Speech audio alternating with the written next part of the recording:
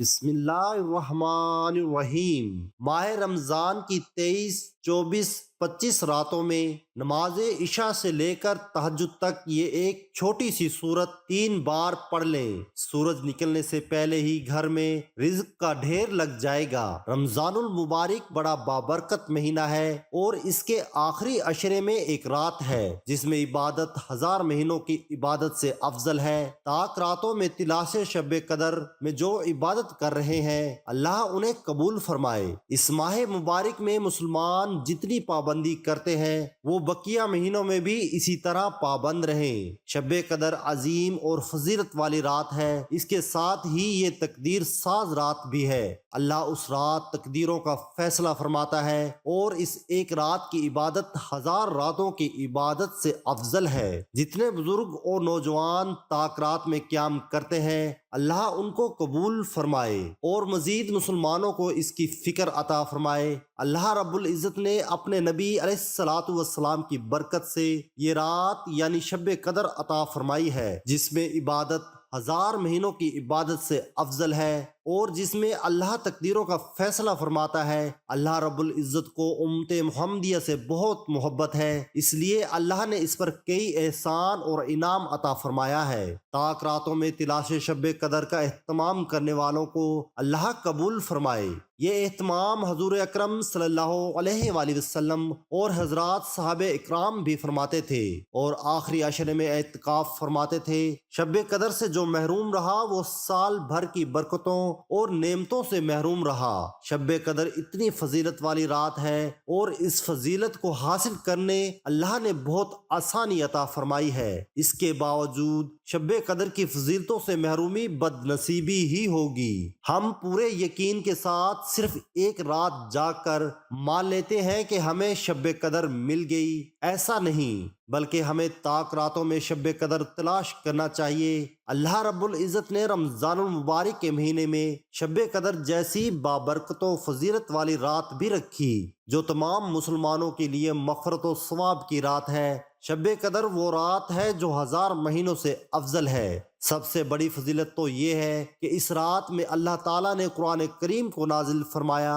اللہ تعالیٰ نے فرمایا بے شک ہم نے قرآن کریم کو شب قدر میں نازل کیا۔ رسول اللہ صلی اللہ علیہ وآلہ وسلم نے فرمایا کہ یہ مقدس رات اللہ نے فقط میری امت کو عطا فرمائی ہے، سابقہ امتوں میں یہ شرف کسی کو نہیں ملا۔ گویا یہ عظیم نعمت بھی رسول رحمت صلی اللہ علیہ وآلہ وسلم کی غلامی کے صدقے میں امت کو نصیب ہوئی ہے اور رب کریم کی اپنی محبوب صلی اللہ علیہ وآلہ وسلم کی امت پر خصوصی عنایتوں میں سے ایک عظیم عنایت ہے۔ یہ عظیم رات بہت ہی خیر و برکت والی ہے۔ اسی رات کو اللہ نے 1000 مہینوں سے افضل قرار دیا ہے اور 1000 مہینے کی 83 برس 4 ماہ ہوتے ہیں، یعنی جو بندہ اس رات میں عبادت کرتا ہے گویا اس نے 83 برس 4 ماہ کی عبادت کی اور یہ کم سے کم ہے۔ اللہ نے اس رات کو 1000 مہینوں سے بھی افضل قرار دیا ہے۔ یہ مدت کتنی بھی ہو سکتی ہے، یعنی 1000 مہینوں تک عبادت کرنے کا جس قدر ثواب ہے اس سے زیادہ شب قدر میں عبادت کرنے کا ثواب ہے۔ حضرت ابو ہریرہ سے مروی ہے کہ رسول اللہ صلی اللہ علیہ وآلہ وسلم نے ارشاد فرمایا کہ جو شخص شب قدر میں ایمان کے ساتھ اور ثواب کی نیت سے عبادت کے لیے کھڑا ہوا اس کے سابقہ تمام گناہ معاف ہو جاتے ہیں اور اس رات میں فرشتے کثیر تعداد میں اترتے ہیں۔ حضرت جبرائیل علیہ السلام فرشتوں کے ایک گروہ کے ساتھ اترتے ہیں اور جس شخص کو عبادت ذکر وغیرہ میں مشغول دیکھتے ہیں اس کے لیے رحمت و مغفرت کی دعا کرتے ہیں اور بندوں کی دعا پر آمین کہتے ہیں۔ آخری عشرے کی طاق راتوں میں شب قدر تلاش کرنے کا حکم دیا گیا ہے۔ حضرت عائشہ نقل فرماتی ہیں کہ رمضان کے آخری عشرہ کی طاق راتوں میں لیلۃ القدر کو تلاش کرو، اس رات کو پانے والا 1000 مہینوں کی عبادت کا ثواب پاتا ہے۔ رمضان المبارک کا مہینہ مسلمانوں کے لیے تربیت کا مہینہ ہے۔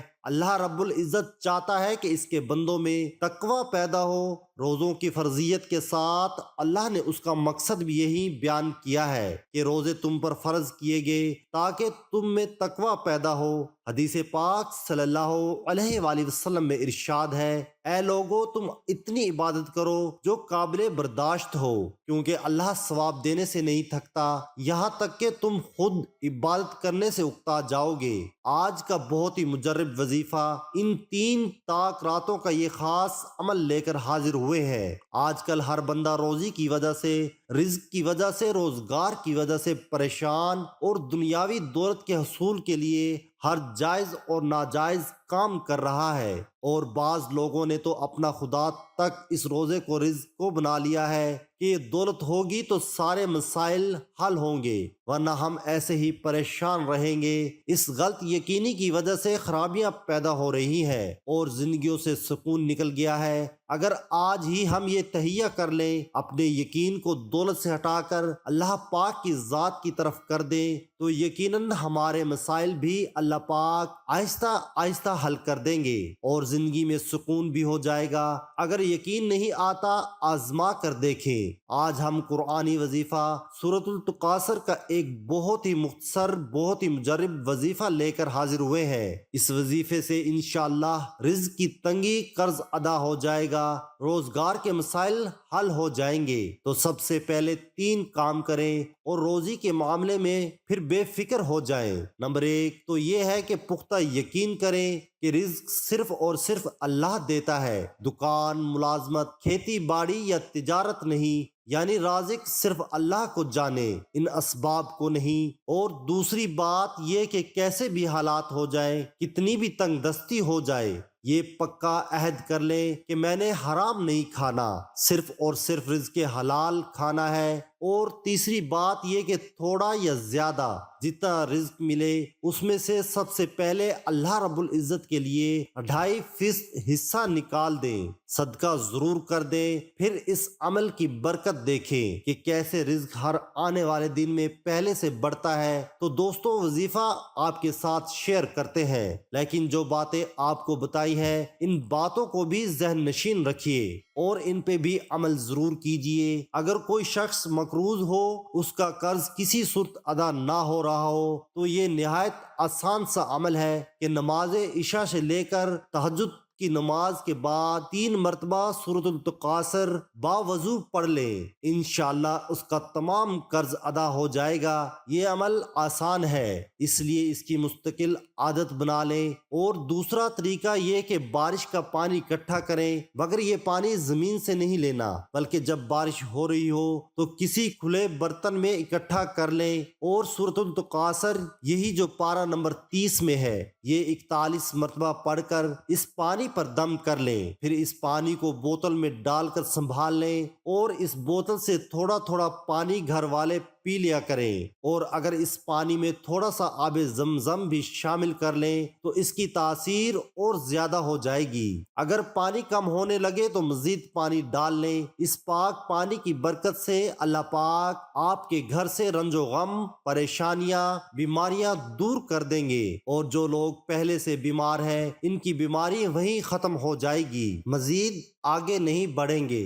بہت سے لوگوں کا یہ اب تک کا آزمودہ وظیفہ ہے۔ ایسے ہی بچہ کی لاغری اور جسمانی کمزوری دور کرنے کے لیے بعض بچے پیدائشی کمزور ہوتے ہیں اور بعض عمر کے ساتھ ساتھ کمزور ہونا شروع ہو جاتے ہیں۔ ایسے بچوں کے لیے یہ عمل بہت مفید ہے۔ اس عمل سے اللہ پاک ان کی صحت بہتر کر دیتے ہیں اور بچے رونا پیٹنا بند کر دیتے ہیں۔ تو یہ بڑا مجرب عمل ہے، فائدہ اٹھایا ہے، آپ بھی کریں، انشاءاللہ یہ عمل آپ کو مایوس نہیں کرے گا۔ آپ یہ یقین سے کیجئے۔ 21 بیری کے پتے لے کر ان پر 11 مرتبہ درود پاک پڑھیں، درود ابراہیم، اور اس کے بعد سورۃ التکاثر 1 مرتبہ پڑھیں، سورہ کوثر 1 مرتبہ، سورہ فاتح 1 مرتبہ، اور آیت الکرسی 1 مرتبہ، اور آخر میں چاروں کل 1 مرتبہ پڑھ کر پھر 11 مرتبہ پھر درود ابراہیمی پڑھیں۔ اور یہ تمام پڑھ کر ان پتوں پر دم کر دیں اور یہ پتے پانی والی بوتل میں ڈال کر رکھیں اور 21 دن تک بچے کو پلائیں۔ جو بچہ بہت زیادہ روتا پیٹتا ہو یا لاغر ہو یا کمزور ہو، 21 دن تک بچے کو پلائیں۔ پانی جب کم ہونے لگے تو ساتھ ساتھ پانی بڑھاتے جائیں۔ بچے کو نہلاتے وقت بھی اس پانی کے کچھ قطرے اس پانی میں ڈال دیں۔ انشاءاللہ بچے کی جملہ مشکلات ختم ہو جائیں گی اور صحت بہتری کی طرف گامزن ہونے لگے گی اور رونا پیٹنا بند کر دے گا۔ دوستو، آج کی اس مختصر ویڈیو میں ہم نے آپ دوستوں کے ساتھ سورۃ التکاثر کے وظائف، سورۃ التکاثر کے چند ایک فوائد آپ کے ساتھ شیئر کی ہیں۔ امید ہے آپ کو پسند آئیں گے اور آپ بھی اپنی مشکلات اور مسائل کے حل کے لیے سورۃ التکاثر کو بتائے ہوئے طریقے پر اپنے معمول میں ضرور شامل کریں گے۔ دوستو، ویڈیو اگر پسند آئے تو لائک اور شیئر ضرور کیجیے گا اور میرے چینل کو ضرور سبسکرائب کیجیے گا۔ اللہ آپ کا حامی و ناصر ہو۔ تمام احباب سے گزارش ہے کہ اللہ تعالیٰ کے 99 ناموں میں سے ایک نام ضرور ٹائپ کریں۔